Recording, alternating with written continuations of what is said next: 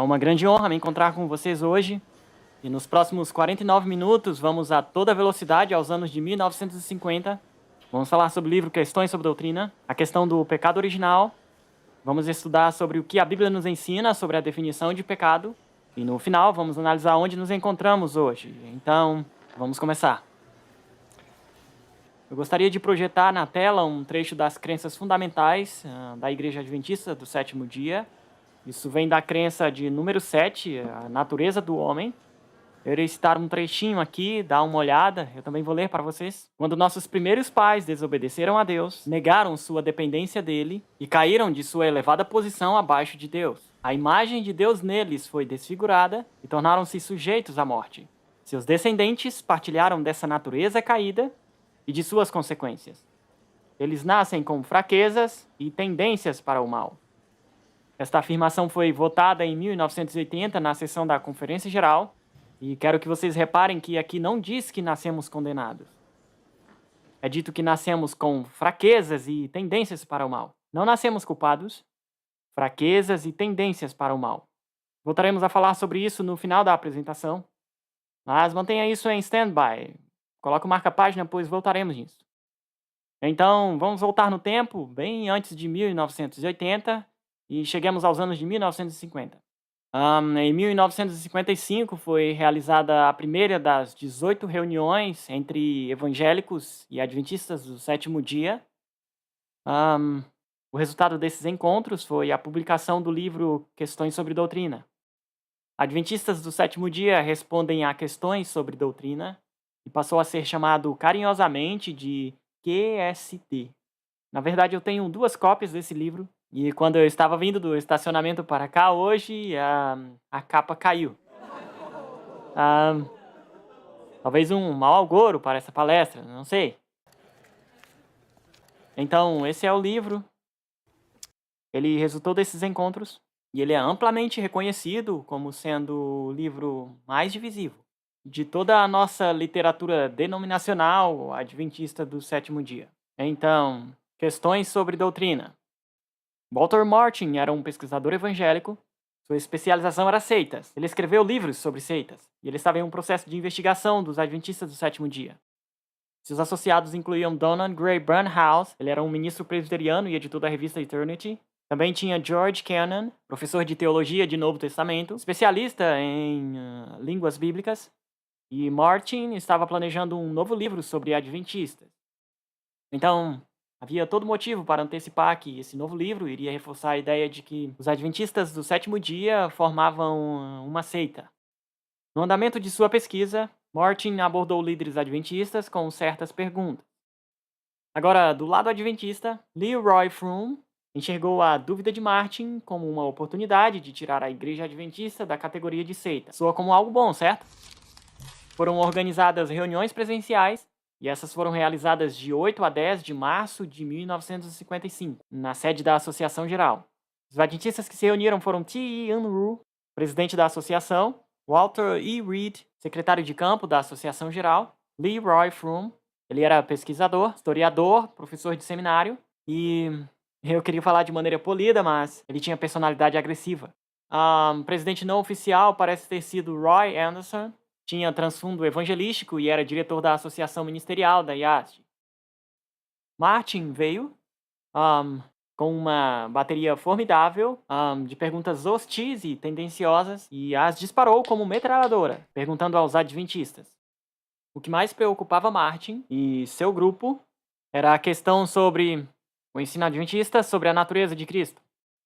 Essa era a sua grande preocupação. E um pouco disso era a preocupação sobre a divindade de Jesus. Será se ele realmente era Deus? Teve ele algum começo? E a primeira pergunta era a natureza de sua humanidade. Isso realmente incomodava o mundo evangélico. Assim, entre as perguntas mais direcionadas de Martin, estava essa questão da natureza de Cristo. E eu quero que vocês saibam que neste livro, ou o que sobrou dele, muito do conteúdo deste livro consiste das respostas dos adventistas a essas perguntas. Então, depois que Martin apresentou essas perguntas na primeira reunião, os adventistas compartilharam suas declarações cuidadosamente preparadas e voltaram e deram essas respostas. E sabe o que nesse material adventista pegou os evangélicos de surpresa? Todos decidiram que iriam compartilhar as perguntas e respostas por escrito no decorrer do restante das reuniões.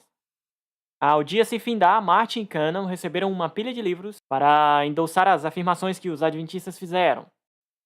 No interim, Froome e os outros adventistas se aconselharam, e Froome sentou no seu escritório e escreveu quase 2 dúzias de páginas à mão, e sua secretária o digitou posteriormente na máquina. Os evangélicos receberam essas notas na mesma noite.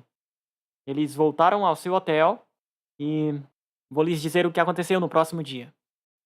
Estou citando do livro de Julius Nunn. Ele, por sua vez, está se baseando em algum material de Roy Anderson. Vou ler aqui do livro dele. Olha só o que aconteceu no dia seguinte. Quando os dois partidos voltaram à reunião na Associação Geral, no dia seguinte, quarta, 9 de março, Martin fez um anúncio dramático que chocou os conferencistas adventistas e permanentemente mudou a natureza das relações entre adventistas e evangélicos. Ele e Cannon se debruçaram sobre os documentos que lhe foram dados e refletiram sobre as discussões do dia anterior até as 2 da madrugada. Como resultado, eles concluíram que estavam errados em sua avaliação passada sobre o adventismo do sétimo dia. Martin disse, abre aspas, apesar de que não esperávamos que as coisas iriam resultar dessa forma, agora estamos preparados a dizer, vocês não são heréticos como pensávamos, mas irmãos redimidos em Cristo.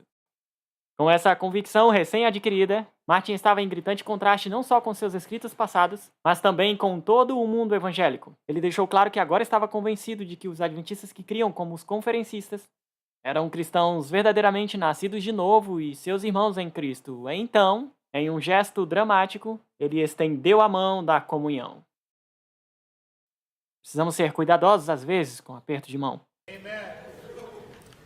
Essas reuniões estavam apenas começando. Continuavam desafios, mas já captamos o sabor. Havia mudança no ar. Nas semanas e meses que se seguiram, Froome escreveu numerosas cartas ao presidente da Associação Geral, Reuben Figur, abençoando esses desenvolvimentos. Ele insistia que os adventistas tinham que colocar o evangelho, abre aspas, o evangelho é compartilhado com o mundo evangélico, proeminentemente na apresentação da mensagem adventista. Como diz Tian Ru, abre aspas, evangélicos ajudaram líderes adventistas a expressarem suas crenças em termos mais facilmente compreensíveis por teólogos de outras denominações. E Nunn diz o seguinte sobre as comunicações de Froome, abre aspas, Nunn diz, Froome implicava que muitos líderes adventistas apoiavam a ideia de uma natureza pecaminosa de Cristo sem entender todas as suas implicações, por causa de raciocínios teológicos imprecisos e falta de experiência em se comunicar com outros cristãos. Então, estou citando, foi assim que Froome adentrou em alguns traços essenciais do evangelho evangélico. Ele pensava que essas coisas eram corretas. Ele queria que adventistas expressassem os ensinamentos adventistas de forma que fosse facilmente compreendidos por outros cristãos.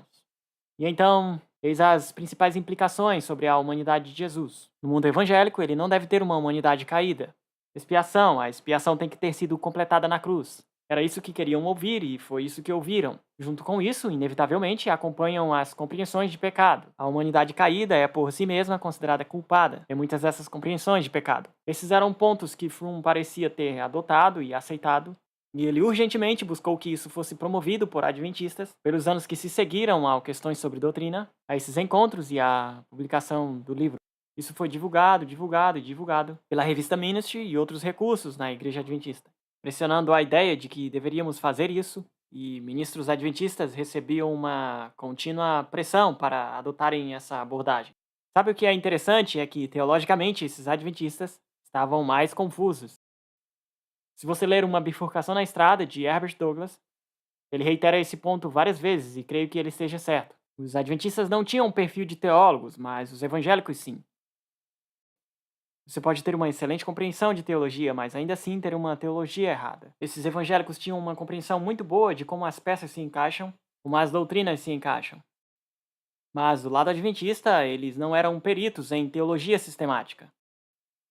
Froome era brilhante em história, mas Froome não era um teólogo sistemático. Os evangélicos, por mais corrompida que estava sua compreensão, tinham mais noção de como todas essas ideias convergem. Martin sim via como as peças se encaixavam. Mas os adventistas estariam em uma posição interessante se adotassem certas posições de compreensão. Haveria outros pontos conectados com os primeiros, e eles podem não ser tão visíveis. Ou então eles são visíveis, mas se seguem em frente de qualquer maneira. Então isso é onde as coisas foram deixadas. Convidar esses evangélicos para ajudar-nos a compreender a nossa teologia foi um movimento perigoso, ao meu ver. Por que não explicamos nós mesmos a nossa teologia? A igreja pagaria caro porque o grupo adventista tinha confiança em sua própria competência. E isso é um risco para nós hoje. Froom, Reed e Anderson representavam a nova guarda. Esses eram os autores de QSD. Representavam a nova guarda, mas a nova guarda não estava à altura da tarefa. Por mais brilhantes que essas pessoas eram, não eram brilhantes o suficiente para isso. O teólogo sistemático mais consistente da igreja era M. Alan Andreasen. Ele tinha se aposentado pouco antes disso, e o grupo de Froom foi bem intencional em manter Andreasen fora da jogada. Também queriam manter Francis Nicole fora de cena. Froom disse que Nicole era incisivo demais, por isso não queria seu envolvimento. Portanto, aqui temos um pequeno grupo de homens forçando pesado para o processo se desenrolar. E a propósito, algumas pessoas representaram Andreasen como um pastor velho e irritadiço, mas Andreasen passou sua vida fazendo a obra adventista avançar. Ele não só era pastor, mas fora presidente de associações e faculdades. Ele se tornou o autor adventista mais lido da sua era. Seus livros são vendidos nos céus até hoje, livros fantásticos. O livro de Hebreus, seu livro de Hebreus foi lançado em 1948. Brilhante! E qual é o assunto de Hebreus? A expiação e a humanidade de Jesus. Ele tinha escrito esse livro pouco tempo atrás.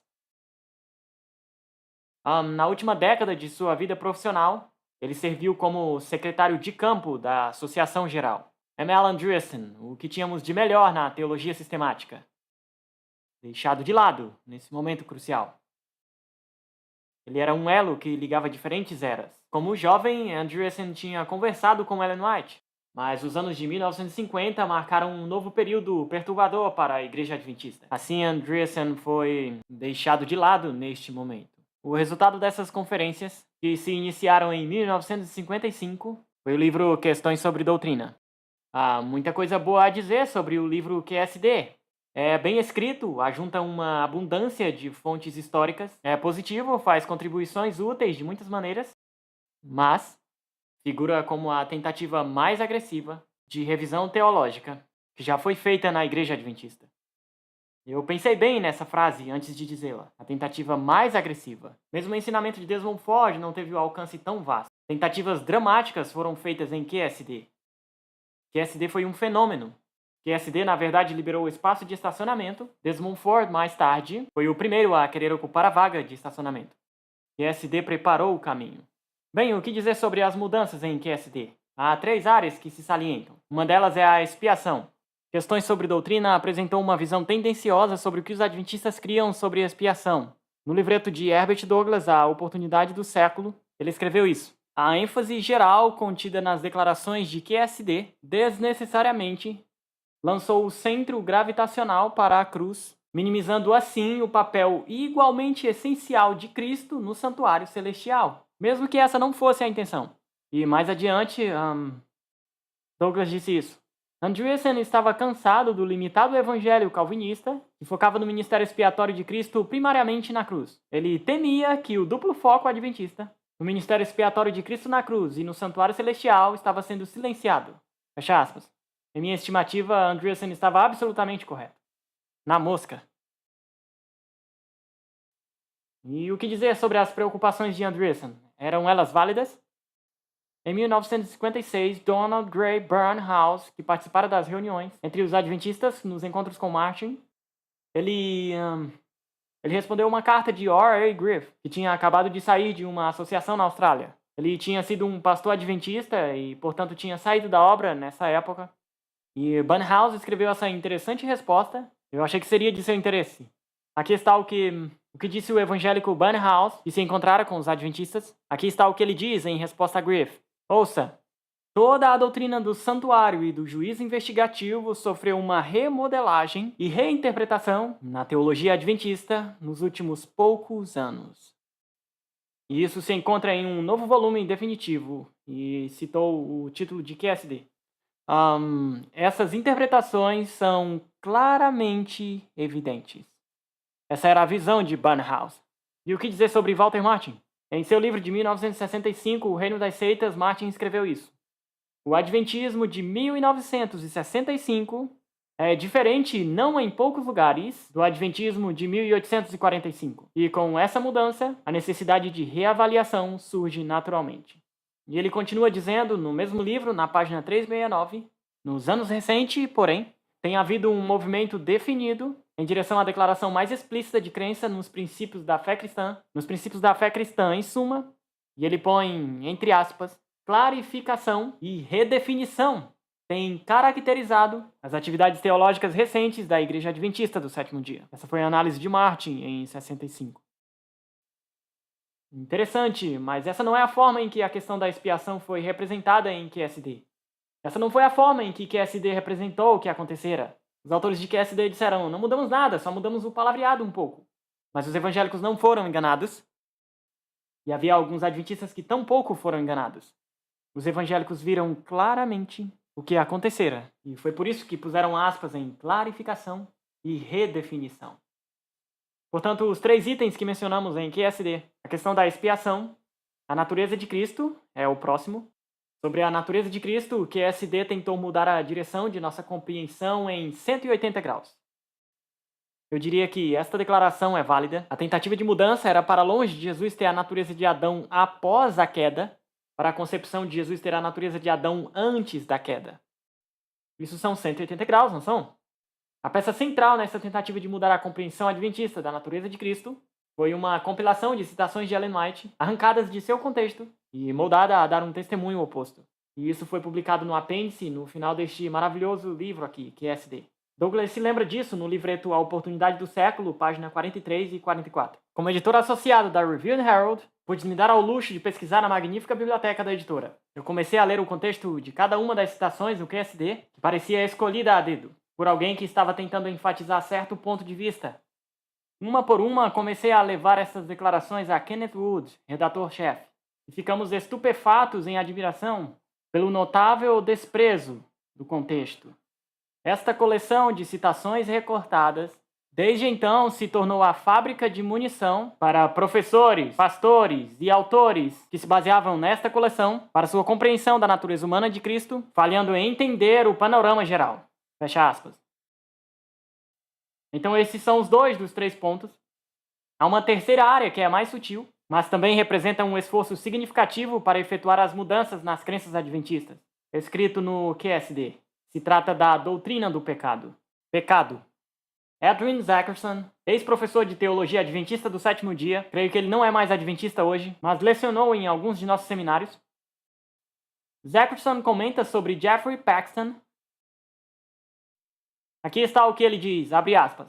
Jeffrey Paxton, um observador anglicano do adventismo, fez a assertiva de que na história da igreja, a doutrina do pecado original foi notória por sua ausência, e ele, Paxton, chamou o interesse contemporâneo nesse assunto de um incremento soteriológico dos anos de 1960. Vocês sabem que soteriologia é o ensinamento do que é salvação. Isso é soteriologia, eu sou um professor de soteriologia. É uma palavra técnica e aqui diríamos salvação. Paxton escreveu o livro O Abalo do Adventismo, um grande livro em sua época. Ele disse que essa questão de pecado constituiu um progresso soteriológico. Foi algo positivo, foi um progresso dos anos 60. Quando que QSD foi publicado? Em 57, foi divulgado quanto pôde nos anos que se seguiram. Interessante. De fato, Zackerson continua escrevendo isso, sobre sua própria preocupação sobre Andreessen e a questão do pecado. Abre aspas. Nos anos 60, o presente escritor pesquisou os escritos publicados por M.L. Andreessen e um esforço de rastrear o efeito de sua rejeição do pecado original sobre sua posição sobre a natureza humana de Cristo. A pesquisa sugere que houve uma correlação direta entre suas próprias conclusões e suas objeções à Declaração Adventista de 57 sobre a natureza humana de Cristo no livro QSD, para apreciar o pecado além de sua verdadeira natureza. Isso está no livro Longings, de Zackerson, página 11.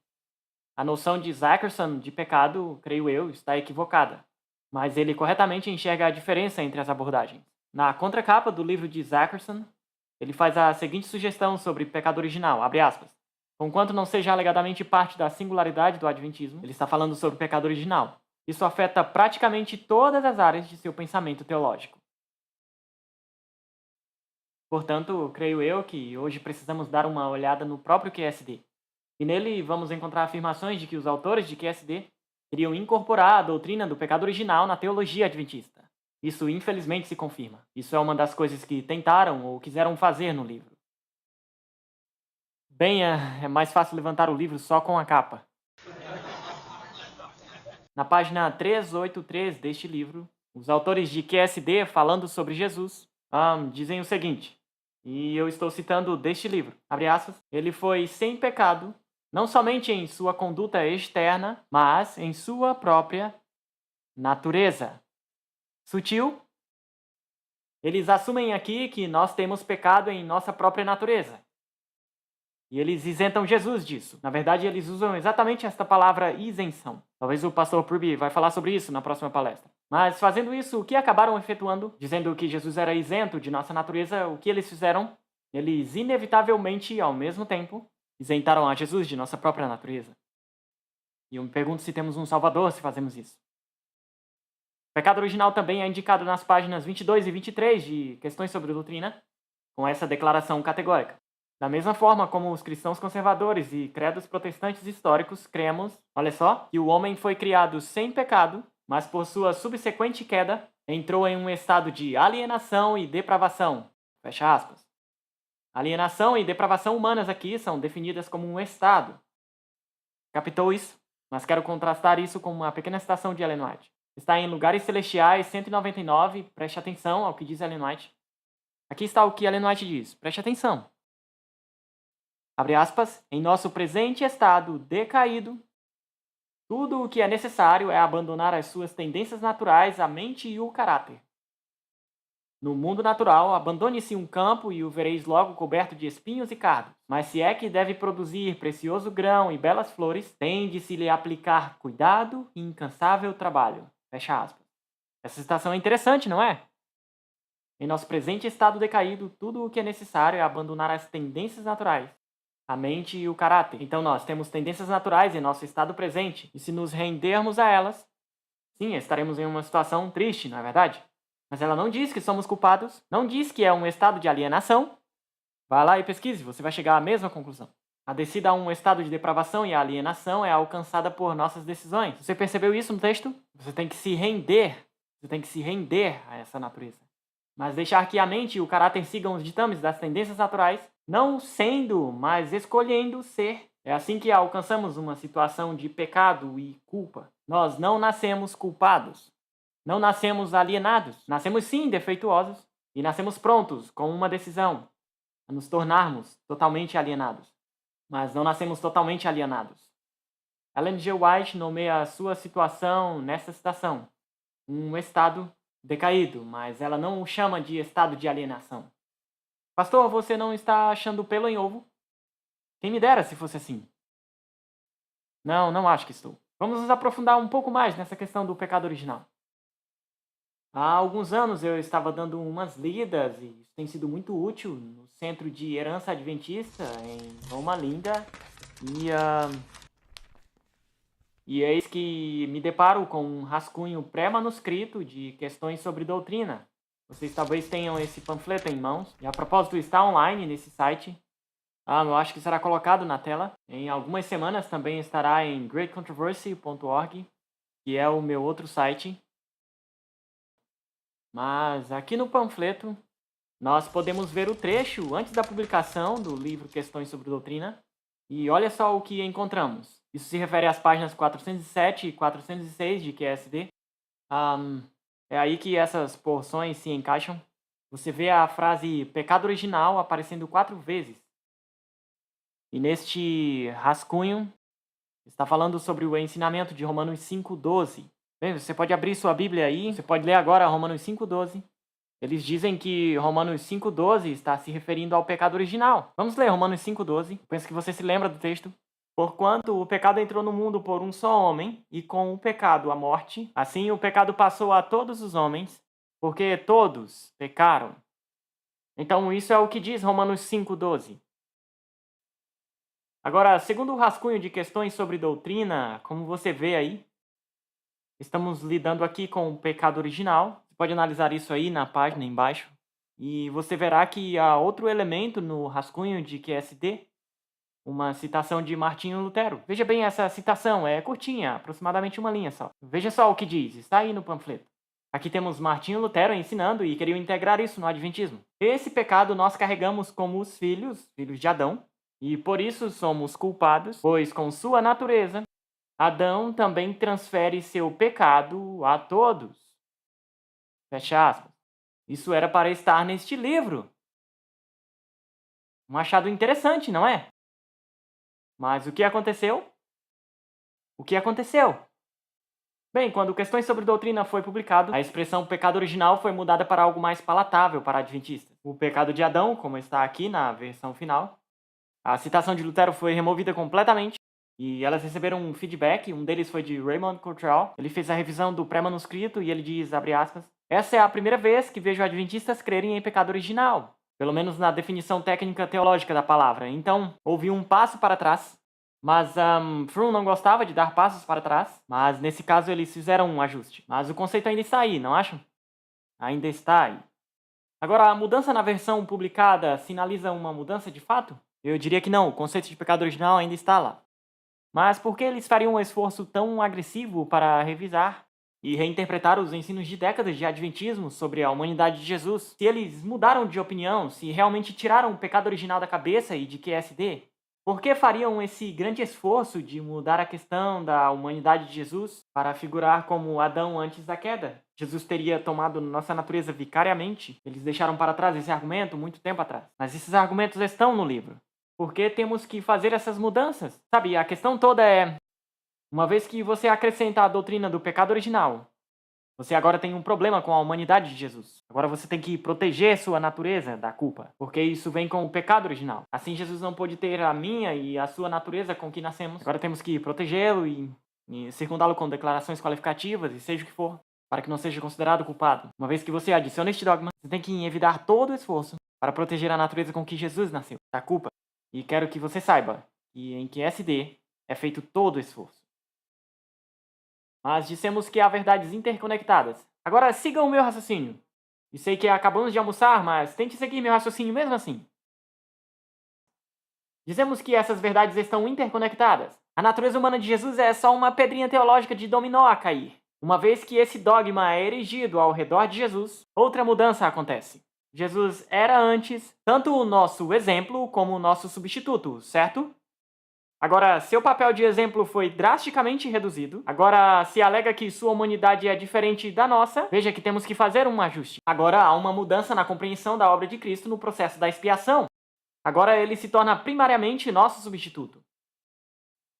Você entende a lógica de como esta mudança acontece?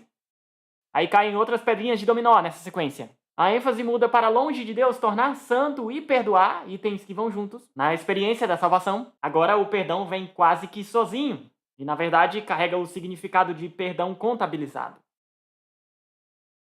Obediência à lei de Deus. Agora é considerado impossível por causa da suposta contínua culpa humana. Agora a obediência à lei de Deus vai embora e agora se torna legalismo. Você vê como essas peças se encaixam, e aí as normas comportamentais são jogadas de bordo, e todas essas coisas são interligadas. Isso que nem olhamos itens como a marca da besta, o selamento, o fim da graça, esse é um grande assunto. Se você muda essas peças, terá que mudar aquelas peças. É por isso que hoje temos essa situação. Nas notas introdutórias de reimpressão de QSD, eles reimprimiram este livro há alguns anos atrás, e adicionaram notas de George Knight e alguns outros acadêmicos.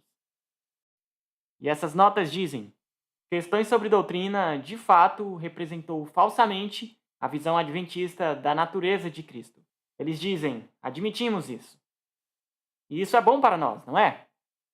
Mas também diz sobre o tema da expiação que Andreasen e os autores de QSD, na verdade, estavam de acordo, ou seja, estavam brigando sobre semântica. Bem, mas nós vemos como essas peças se encaixam, não é? Você muda a natureza humana de Cristo, você muda a expiação. Você muda a expiação, terá que mudar a definição de pecado. Todas essas peças se encaixam num todo. Você não pode mudar um item só e achar que tudo estará bem. Todos eles estão interligados. Bem, nós temos essas mudanças e são mudanças que de fato ocorreram. Agora, Emil Andreessen e os autores de QSD não estavam em acordo. Mas o ensino bíblico sobre a expiação e a natureza humana de Cristo estão intimamente integrados. E não sei se você já reparou, mas todos os principais textos do Novo Testamento, que lidam com a natureza de Cristo, falam sobre a expiação. Já reparou isso? Dê uma olhada. Pense nesses textos. Veja aí. Romanos 8. Ouvimos de manhã, glória ao Senhor. Hebreus 2, Filipenses 2, Hebreus 4. Todos esses textos nos levam à humanidade de Jesus como nosso Salvador e à expiação que Jesus realiza. Todos eles se encaixam. Se você puxar o tapete de um, puxa o tapete de outro. Então, se você reajustar um, as mudanças nos outros dois estão logicamente incluídas. Você não pode fazer essa mudança. Os autores de QSD tiveram que modificar todos os três. Do contrário, seu sistema teológico seria instável. Quero que você pense sobre isso por um minuto. Você esteve em uma livraria nossa recentemente? Há livros lá que ensinam coisas de igreja emergente e, logo ao lado, o grande conflito de Ellen White. Amigos, estamos falando de instabilidade teológica. É isso que está acontecendo. E parte disso é devido a QSD. Seria a modificação da doutrina adventista completa em QSD? Não. Algumas mudanças nessas doutrinas não foram realizadas completamente, mas não poderia ter sido diferente. Lembre-se que QSD teve que ultrapassar o escrutínio de líderes, teria que ter a aprovação deles, e as mudanças tinham que ser leves para receber a aprovação, mas tinham que ser dramáticas o suficiente para convencer os evangélicos. Então foi um toma lá da cá. Então essas doutrinas não estão completamente mudadas em QSD, mas fizeram uma boa tentativa. Isso não torna o QSD nem um pouco menos nefasto, certo? Sim, hoje chamo o QSD nefasto. Talvez bem intencionado, mas ao mesmo tempo nefasto. Muitos têm pensado que a Bíblia ensina o pecado original, mas quero que você enxergue que o ensinamento do pecado original foi desenvolvido plenamente entre o segundo e o quarto século, depois do Novo Testamento. E o bispo de Hipona, Agostinho, ele é o que basicamente desenvolveu isso, ele juntou as peças. O coração dessa falsa noção, acho que vocês já sabem disso, é que como humanos caídos, nascemos culpados. Tudo se resume nisso. Involuntariamente, nascemos e somos quem somos, em essência, pecado. Nós estamos pecando o tempo todo. No sábado, você não está guardando o sábado. É o santo dia do Senhor, mas você está pecando todo dia e toda hora. Por quê? Porque está respirando? Sim. Então se diz que estávamos em Adão, quando ele pecou. Assim, nascemos culpados do pecado de Adão. Nós vimos a citação de Lutero. E mesmo antes de ter feito uma decisão intencional, moralmente informada, disse que somos culpados pelo pecado de outra pessoa. Será que isso causa alguma dúvida sobre se Deus é justo ou não? Penso que sim. Assim, sendo culpada, a criança está condenada. Caso ela morresse antes de ser batizada, o que aconteceria com o bebezinho? Ele estaria perdido. E é por isso que os católicos são muito zelosos quanto ao batismo infantil, de batizar os pequeninos bebês e rápido, porque não queremos que o bebê se perca. Eu me simpatizo com isso. Mas eu não acredito que bebês nascem com um caráter pecaminoso. Um pregador adventista que escutei recentemente disse que bebês, na verdade, quando nascem, são pequenos Hitlers. Eu não creio nisso. No pior dos seus dias, esse pequenino não é um pequeno Hitler. Esse bebê nasce com a natureza defeituosa, Ellen White chama isso de estado decaído, mas esse bebê não nasce alienado de Deus, e Deus quer atrair as criancinhas a ele, mas não por batismo infantil. Não adicionemos isso à igreja. Então, uma vez que introduzimos a doutrina do pecado original, temos que proteger a humanidade de Jesus. E já falamos sobre isso. Bem, estudamos um pouco sobre pecado original, estudemos nossas Bíblias, vejamos o que a Bíblia diz sobre pecado. Que tal? Vamos fazer isso? Então vamos para Gênesis 4. Eu avisei a vocês que iríamos avançar rápido. Penso que você conhece a história, Gênesis 4, versos 6 e 7. Caim e Abel ofereceram seus sacrifícios. Deus aceita a oferta de Abel, mas rejeita a oferta de Caim. Caim fica muito bravo, então Deus roga a Caim a fazer o bem para ser aceito. Deus adverte, aqui está a citação, Gênesis 4, verso 7. Porém, se não fizeres bem, eis que o pecado bate à porta, e seu desejo é para você. Aqui na minha versão diz, seu desejo é para você, mas você tem que dominar sobre ele. Então aqui está um dos primeiros ensinamentos-chave da Bíblia sobre pecado. Caim e Abel tinham natureza caída ou não caída? Será que Deus sabia disso ou ele se esqueceu?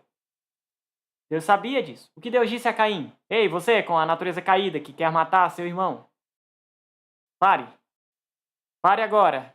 O pecado é como um animal predador, está pronto para te pegar. Deus disse, pare, você tem que superá-lo. Você conhece o resto da história, não é? Ele se levantou e feriu seu irmão.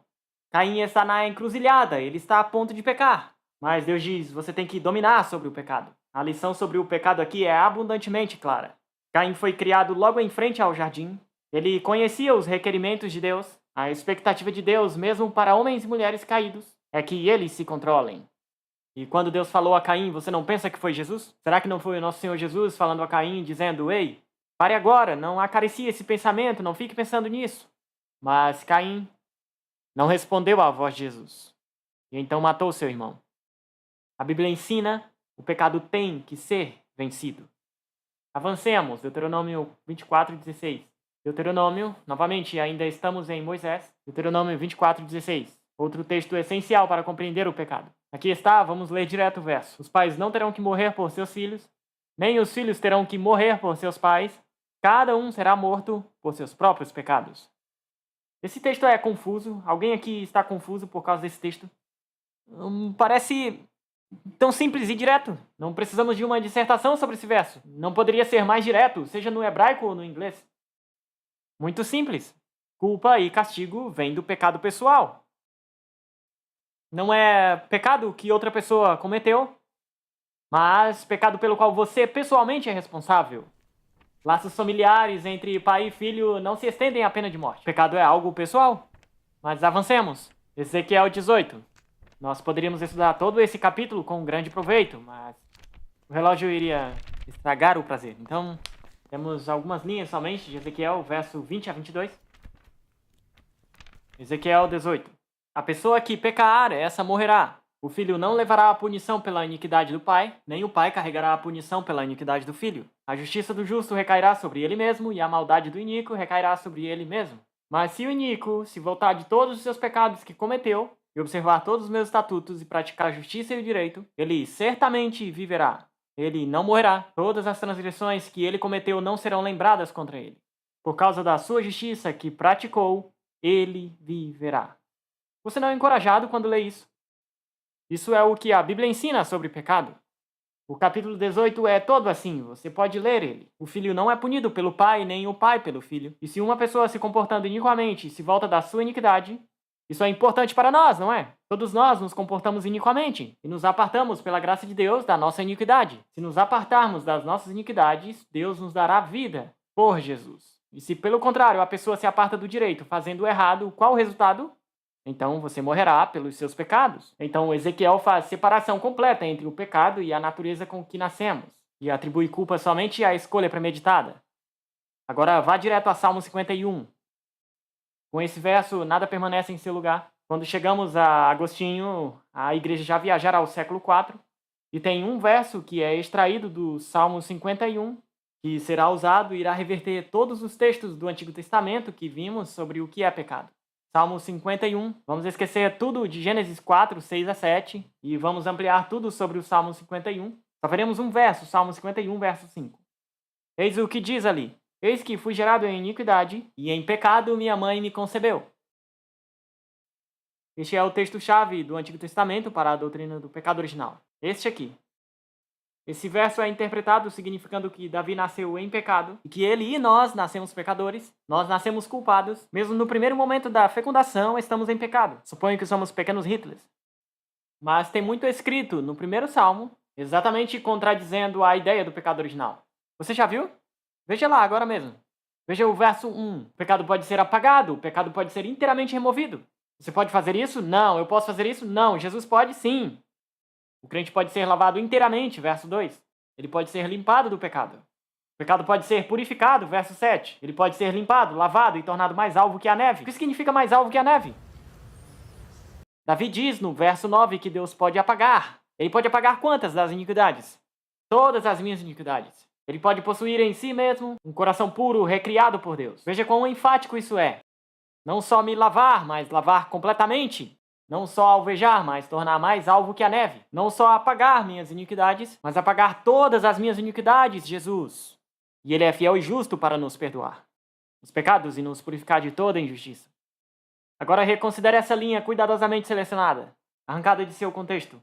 E eis que eu fui gerado em iniquidade e em pecado minha mãe me concebeu. O que isso significa? Qual é a essência desse verso 5? Porque esse é o texto-chave, temos que pensar sobre ele. Estaria esse verso falando sobre um pecado em seus pais? Um pecado na sua mãe? Ou seria essa uma citação poética, enfática, onde Davi olha para toda a sua vida e ele vê suas falhas no colorido mais escuro?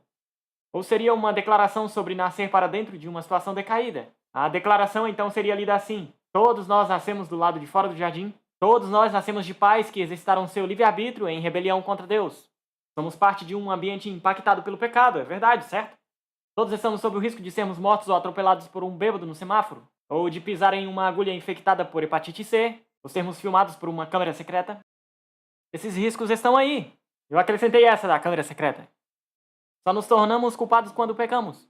Não é Adão, não é a mãe de Davi. Nós, pessoalmente, escolhemos rebelião contra Deus. E é assim que nos tornamos culpados de pecado. Davi nasceu dentro dessas condições perigosas, então tragicamente pecou. Seu coração foi quebrantado, mas ele confiou no Deus que perdoa se há arrependimento autêntico. Quão misericordioso é Deus e quão paciente Ele é conosco. Jesus é exatamente o salvador do pecado que queremos. Mas agora vamos avante ao Novo Testamento, Romanos 3, siga em frente.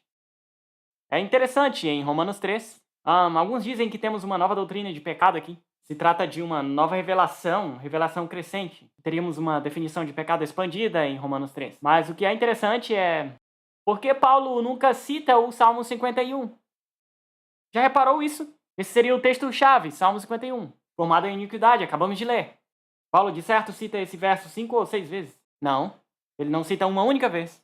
Está completamente ausente. Nunca, eu creio, nunca cruzou pela mente de Paulo, porque o Espírito Santo não quis que entendêssemos o Salmo 51 dessa forma. Por isso nunca inspirou Paulo a pensar dessa maneira. Isso faz sentido para você? Então, se olharmos Romanos 3, verso 9, Paulo diz, abre aspas, já provamos antes que tanto judeus como os gentios, todos estão debaixo do pecado. Agora, algumas pessoas querem avançar os próximos 10 versos, do verso 10 ao 20, e analisar as 6 citações lá, e encontrar a doutrina do pecado original. Paulo diz que nós já provamos, verso 9, já provamos que todos estão debaixo do pecado. Como assim todos debaixo do pecado? Não podemos nos aprofundar muito, mas lembre-se disso. Romanos 1, verso 17 a Romanos 2, 14. Dê uma olhada, vou só resumir aqui. É assim. Os gentios sabem que há um Deus e que estão operando em um ambiente carregado pelo pecado. Esse é o argumento de Paulo. Mas enquanto sabem que há um Deus e que suas ações têm peso moral, eles suprimem esse conhecimento, eles escolhem a escuridão, eles se colocam em oposição à verdade. Seu entendimento é entenebrecido, Deus os entrega ao que eles desejam. E eles finalmente adoram e servem à criatura. E é assim que nos tornamos pecadores. Nós todos o fazemos. Todas as pessoas para as quais estou olhando, vocês todos o fizeram. Nós todos chegamos ao ponto de adorar e servir a criatura. Como adoram a criatura? Pelo que fazem e pelo que você e eu temos feito. É assim que você e eu nos envolvemos no pecado. A ótica de Paulo entre fazer o bem e fazer o mal, e sua ótica de pecado e justiça, não surpreende que é a mesma. Gênesis 4, versos 6 e 7. Paulo é um excelente estudante das Escrituras, melhor do que os autores de QSD, claro. Se detenha nas passagens e você verá. Romanos 1 e Romanos 2, não vamos nos demorar aí, mas quero que você note que todos estamos debaixo do pecado porque escolhemos a rebelião. Todos nós, com os olhos abertos, escolhemos nos engajar em um comportamento que é contrário a Deus. E assim, intencionalmente, escolhemos servir antes a criatura que ao Criador. E é assim que nos tornamos culpados. É assim que acontece. Não precisamos da ajuda de Adão. Nós o fizemos inteiramente por conta própria. Poderíamos passar bastante tempo lendo as citações em Romanos 3, 10 a 20. Eu vou pular isso. Mas pode conferir, é um estudo interessante. Há meia dúzia de citações lá. Você pode conferir nas referências cruzadas e encontrar todos os salmos e livros citados. Volte lá e dê uma olhada em cada referência. Geralmente Davi está orando por livramento para os justos, livramento dos maus. Nenhum único desses textos na sua Bíblia nos diz que nascemos culpados. Mas todos nós, em diferentes momentos, por causa de nossas decisões e ações, nos envolvemos na atitude dos ímpios, na atitude daqueles que dizem que não há Deus. Mas isso não ensina pecado original. Bem, continuemos. Romanos 14, 23, outro texto. Abre aspas. Mas aquele que tem dúvidas é condenado se comer, porque ele não come por fé. E tudo o que não provém da fé é pecado. E aí está, tudo que não provém da fé é pecado. Tem pessoas que usam esse texto e dizem que, ok, se você não agir pela fé, e nada do que fazemos é completamente pela fé, por isso tudo o que fazemos é pecado. É assim que raciocinam. Mas repare o que o texto simplesmente diz. Cada pessoa é responsável por executar a fé que tem. Cada um também tem a responsabilidade de se portar de tal forma que não enfraqueça a fé de seu irmão. Cada ação na qual uma pessoa se engaja e não surge de fidelidade para com a vontade de Deus e a consciência pessoal, essas são decisões pecaminosas. Nossas ações, na verdade, sempre são ações de fé ou ações de pecado. Precisamos nos lembrar disso, seja como for que agir. Precisamos agir pela fé em Jesus. Todas as nossas ações têm escolhas por detrás delas. Você pode estar pensando, bem, ele está se referindo às ações exteriores. Não, não estou. Há ações externas e há ações mentais. Você não pode ler a minha mente, mas se eu roubar, você pode ver. Mas se eu cobiçar, você não poderá ver. A cobiça é uma decisão, uma ação mental. Todos os pecados são decisões intencionais, quer sejam visíveis, quer estejam por trás da pele. Assim sendo, eu quero que todas as minhas ações sejam ações que fluam da minha fé em Jesus Cristo. Efésios 2, 3, ainda estamos dando o giro. Nesta passagem, Paulo está descrevendo o comportamento pré-conversão daqueles que mais tarde se tornaram crentes. Antes da conversão, essas pessoas agiam satisfazendo suas paixões. E Efésios 2:3 diz que, por natureza, fala sobre os filhos da ira. Lembras desse texto? Aliás, esse verso também é usado em QSD para provar que nascemos culpados. Mas preste bem atenção nesse texto de Efésios 2:3. Alguns tomam este verso para mostrar que nascemos culpados, mas ninguém é condenado à parte da decisão pessoal nas Escrituras. Pense nisso, veja lá Efésios 2:1. Estavam mortos em quê? O que diz lá? Em suas ofensas e pecados, nos quais no passado eles andaram. Não no pecado de Adão, em seus próprios pecados. Você vê como isso funciona? O verso 3 deixa claro que se refere a ações escolhidas e intencionais. Costumavam ceder a esses desejos, costumavam viver neles. Nós somos esses, costumávamos viver assim, mas nos convertemos pela graça de Deus. Há uma frase parecida em Efésios 5:6 e Colossenses 3:6. Nesses dois lugares, a Bíblia fala sobre os filhos da desobediência. Isso já o soluciona. Qual o problema ali? Desobediência, ação premeditada. A ira de Deus vem sobre os filhos da desobediência. Primeiro vem a escolha de desobedecer, depois, em consequência, a ira de Deus. Os que estão envolvidos na desobediência não têm participação no reino de Deus. O comportamento pecaminoso tem que mudar e só pode mudar pelo poder de Deus. Próximo da fila, Tiago 1, 13, 14 e 15. Que homem algum, ao ser tentado, diga, por Deus sou tentado. Porque Deus não pode ser tentado pelo mal e a ninguém tenta. Mas cada homem é tentado quando atraído e seduzido pela sua própria concupiscência. Depois, havendo a concupiscência concebido, gera o pecado. E o pecado, sendo consumado, gera a morte. Bem, Deus não tem mal nenhum nele e não pode ser tentado pelo mal. Nem tampouco Deus tenta alguém. Aprendemos isso do texto. Então, como vem a tentação? Está bem explicado aqui no texto. Surge quando uma pessoa permite que suas afeições sejam colocadas em coisas proibidas. Então, dedicado ao seu desejo mal colocado, com efeito, ele tenta a si mesmo. E é assim, realmente, que todos nós pecamos. Nós escolhemos desejar as coisas erradas. Nós nos tornamos nossos próprios tentadores. O diabo dá o pontapé inicial, mas nós nos tornamos seus assistentes. Então, para transitar em não pecar e pecar é um processo, é uma série de decisões. Segundo o texto, primeiro há a concupiscência e o desejo errado. Quando o desejo errado é nutrido, ele se torna forte e o coração o abraça. Escolhe o mal, então há uma decisão para pecar. E o pecado, quando alcança a maturidade, causa a morte. O desejo errado por si só não é pecado. Há um processo de se amarrar ao desejo errado. Se você o escolhe, se você brinca com ele, se continuar brincando com ele, é como a cola que endurece. A tentação por si só não é pecado. Quando pensamentos errados começam em nossa mente, podem ser rejeitados. Realmente podem. Podemos escolher não fazer isso. Eu quero que ouça essa nota de encorajamento de Ellen White. Vou mencionar a referência 2 vezes. The Solvan Watchman, 19 de fevereiro de 1907. Abre aspas. Se não quisermos cometer pecado, e não é esse o desejo do nosso coração, temos que repeli-lo em seu início. Cada emoção, cada desejo deve ser mantido em sujeição da razão e da consciência. Cada pensamento não santificado deve ser instantaneamente repelido. Pela fé e pela oração, todos podem cumprir os requerimentos do Evangelho. Ninguém pode ser forçado a transgredir. A tentação, por mais forte que seja, nunca é uma desculpa para o pecado. Os olhos do Senhor estão sobre os justos e seus ouvidos estão abertos às suas orações. Clame pelo Senhor, ó alma tentada. Lance-se, impotente, indigna, sobre Jesus e reclame exatamente essa promessa. O Senhor ouvirá. Ele sabe quão fortes são as inclinações do coração natural. E Ele dará auxílio em todo momento de tentação. Aqueles que têm fome e sede por justiça serão saciados. Southern Watchman, 19 de fevereiro de 1907. Se você tivesse essa compreensão de pecado que Ellen White tem, você ensinaria pecado original? Claro que não. Deus pode nos dar vitória sobre todas essas coisas. Ellen White sabia que Deus é poderoso, que seu braço não está encolhido. E também temos que saber isso por experiência própria.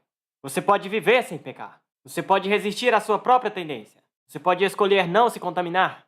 Repare os elementos: fé, oração, domínio próprio e resistência. Ninguém pode ser forçado a transgredir, é o que o texto disse. Você crê nisso? Ninguém pode ser forçado a transgredir. O pecado é sua própria decisão. Finalmente, 1 João 3,4. A tradução clássica de 1 João 3,4 é: pecado é a transgressão da lei. Isso enfatiza a questão da escolha.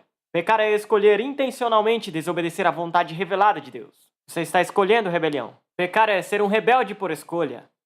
Quebrar a lei de Deus, escolher com intenção cruzar a linha de demarcação. E por isso esse é um ótimo texto para nos ajudar a entender o que é pecado. Pecado é a transgressão da lei. Esse texto talvez seja o mais citado, talvez seja o mais direto em todo o Novo Testamento. Uma definição bíblica de pecado, e é bom que seja assim, pois o que esse verso faz? Ele é simplesmente um eco da descrição de pecado que vemos em Gênesis 4, versos 6 e 7. Simplesmente um eco. O pecado é como um animal predador esperando nos atacar e matar. Se não formos proativos, nossos próprios desejos errados vão dominar sobre nós. A escolha permanece conosco. Vamos escolher o eu e o pecado, ou vamos escolher a Jesus e sua justiça? Se tivéssemos tempo, teríamos bom proveito de considerações sobre o selo de Deus e o fim da graça. Por agora, quero que se lembrem disso. Se homens podem ser selados, eles não pecarão. Quando a graça terminar antes da segunda vinda de Jesus, os selados não podem pecar durante o período que se segue. A Bíblia diz que os crentes podem ser selados e, por esse período, não pecarão. Mas se o pecado é uma parte essencial da natureza humana, se somos culpados por nossa natureza caída, não tendo tido escolha em nascer com ela, o crente nunca poderia ser selado e não poderia ser guardado de pecar depois do encerramento da graça. Se a doutrina de pecado e expiação tivessem sido introduzidas em QSD corretamente, nossa compreensão dos componentes do fim do tempo teria que ser modificada. Conclusão: sem a mudança do QSD na doutrina do pecado original, as modificações sobre a natureza de Cristo e sobre a expiação nunca poderiam ser seriamente empreendidas. Primeiro é necessário mudar a doutrina do pecado. Mas tentaram fazer essas mudanças. E a pergunta é: onde está a Igreja Adventista do Sétimo Dia hoje? Nós estamos atolados no meio do caminho, não estamos? Um vago lugar no meio do caminho. As mudanças de QSD introduziram instabilidade teológica. E repito, você pode ver isso quando você for à sua loja adventista mais próxima.